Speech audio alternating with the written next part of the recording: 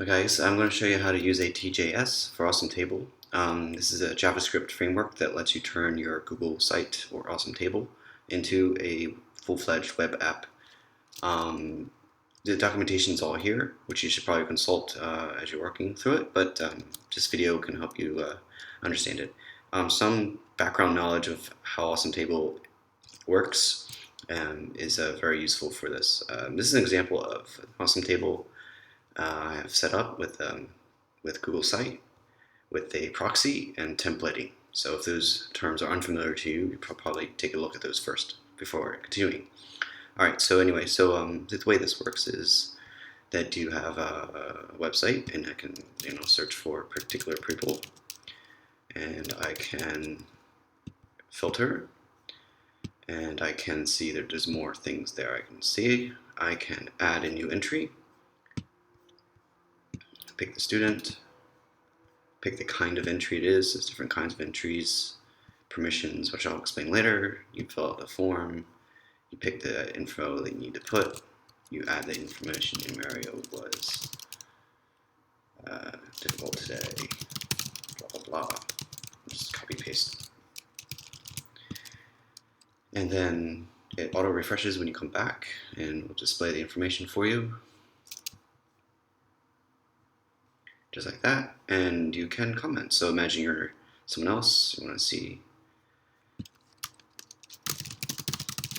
want to add some more information to it. So imagine you're a school, you're a teacher, and you have stuff happening in your classroom. You want to collect that data, and this is what this does. Okay, so how does this work? First, I'm going to bring it to the sheet, the Google sheet that I have. We can see that the new entry has been formed. This new entry, which is what we just entered, and just like any other Awesome Table, it takes that data and puts it into the site. Everything after this, let's go back there. Everything after this gray is actually added after submission. I have a script running in the background on submit that will take this information and update it in this cell. So we don't have to enter the grade information for a student. I already know what it is. I don't have to enter the teacher emails. I know what they are. And the permission column is right here. And what makes this interesting is that I have it set up so that back here, if I change this cell to private, which I can do either here directly or obviously in the form, when you click that button, click private, it will then change to the permissions that are needed for this particular one. So that's it.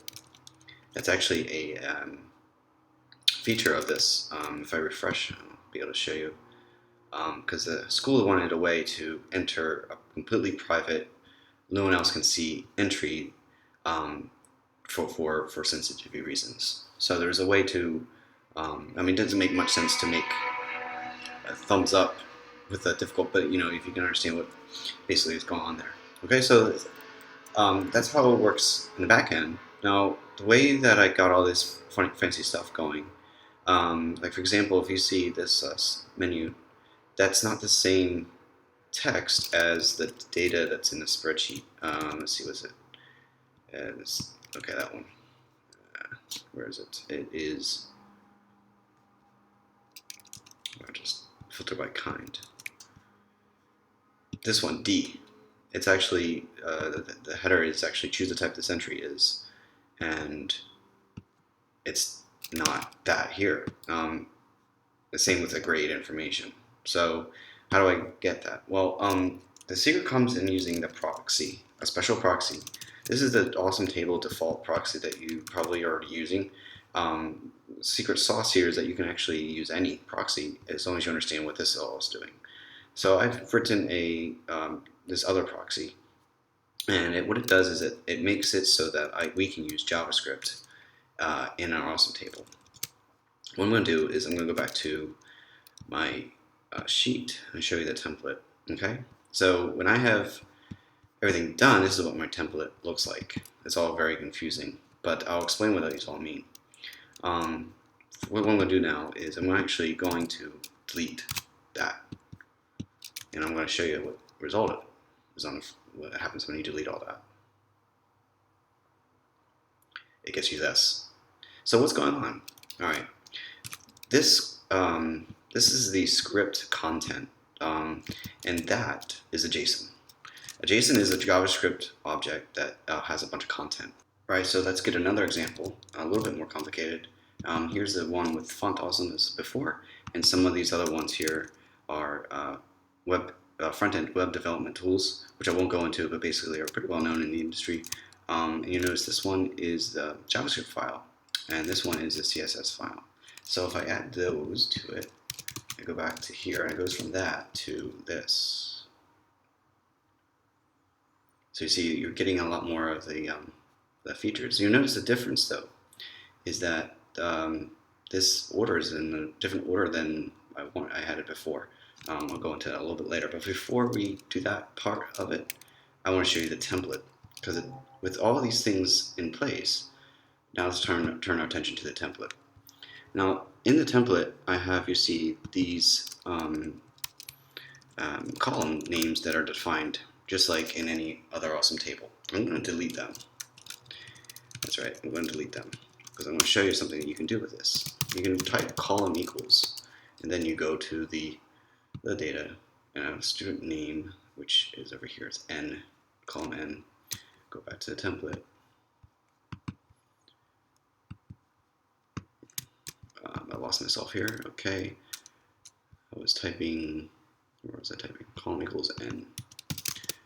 Okay, and this one is the grade, which I remember offhand is column O, but let me just check that by going to the data. Column O is the grade, that's right. Okay, so back to the template. I'm just going to check my work, make sure everything's okay, and then I think it's all right, so I'm going to go ahead and refresh.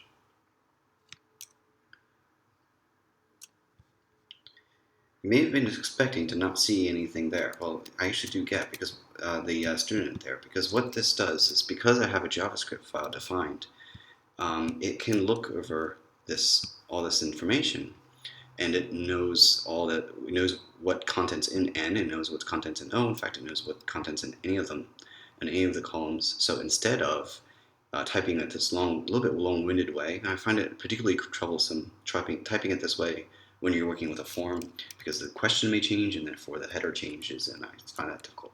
So what I'm going to do is I'm just going to go back to where I already have it all set up without any of these annoying little things in there, and I'm going to refresh, and it will display, even though I have not used any of those curly braces at all. It still has all the content. That's because of the template. Now, something else about the template is that there's a few other idioms. There's this only if idiom, which means display this only if column D is equal to praise, and column D is the kind. So it has different format depending on what kind of entry it is, right? There's another idiom.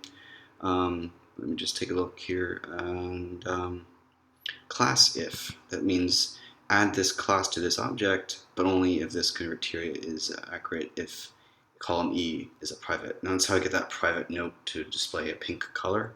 Finally, this one, paragraphs. Paragraphs is I'm quite happy with this, because if you use Awesome Table and use it for form, you'll know that there's return characters in there. And so what it means is it's almost impossible to get so that this is a paragraph and this is a paragraph without using JavaScript. You'd have to actually type the HTML in the template, and that's ugly. So what paragraphs does as an idiom, it says, okay, take all those return characters and turn them into a sequence of paragraphs instead. This equals more means I'm saying I want it to do that more button feature thing, this more button feature thing. And so that's basically how it works. So you have several layers here that are interesting and worth taking a look at. Okay, so I've shown you how to get the cool features with a bunch of JavaScript, but the problem is, you might be wondering, is how do you write the JavaScript, where do you put it, and how do you get it so that Awesome Table knows about it? What I recommend you doing is start a GitHub account and learn how to do a GitHub page.